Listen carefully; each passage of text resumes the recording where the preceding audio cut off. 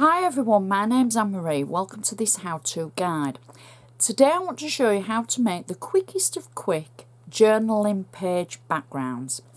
Now, in a previous how-to guide using my seasonal cluster stamps, we created a gorgeous background using the Mother's Day cluster. And I'll show you exactly which stamp it was. It was this one. So we created a background. Now I want to turn this background into a journaling page. So it's quite easy and very, very quick. You might have seen the journaling pages that I used and showed as samples.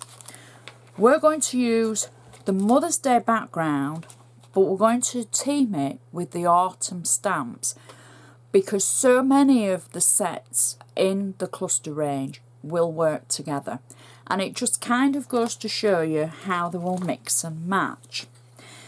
This is the background we created with the Mother's Day stamp. I'm going to put this to one side and I want to prime my stamps as I always do. So I've already taken the sentiment autumn from the range and I've got it on a block. I'm going to add black ink to the top of it with light gentle tapping motion. I'm going to ink it all over and then on scrap paper I'm just going to stamp just to check it's going to give me a nice image, which it will do, I'm sure. I always stamp it once just to make sure that we're kind of warmed up. I know you've heard me say that before.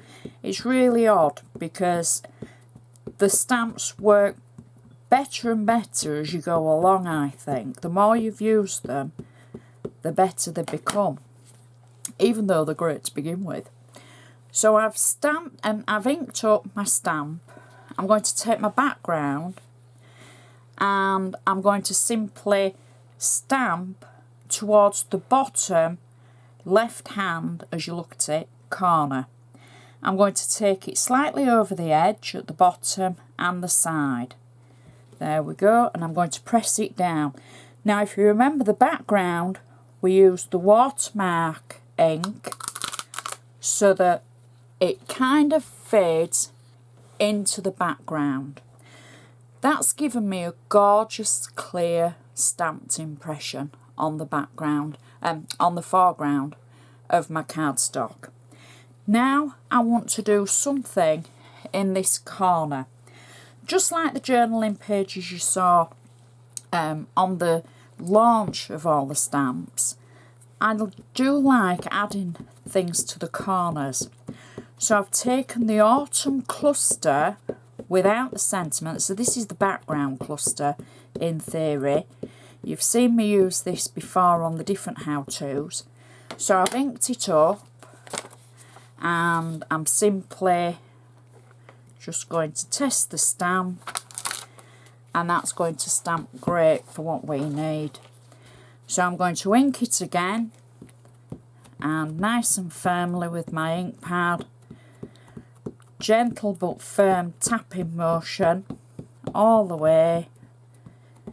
There we go.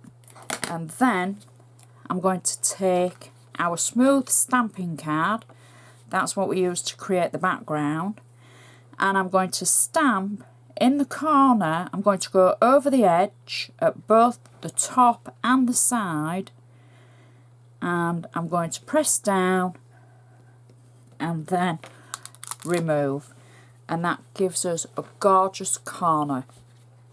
Now you could go on and stamp more or less. I'm going to turn it round like that. There we go. I'm going to leave mine as it is because I think for a journaling page that would just look awesome. You've got enough room in there to be able to add your thoughts and your messages, add a photo. You could do so much with that page. And I think the bare bones of it, because we've created the background previously, and now we're over stamping on the top of it, it just works so well. It's a great technique to keep in your arsenal, And obviously it works with any colour. You don't have to stick to black. You could use any of the colours that you've got that's going to tone in with your photos or your other sentiments, etc. So I do hope my how-to guides are helping, and I hope you're enjoying seeing all my beautiful stamps and the kinds of things that you can create with them.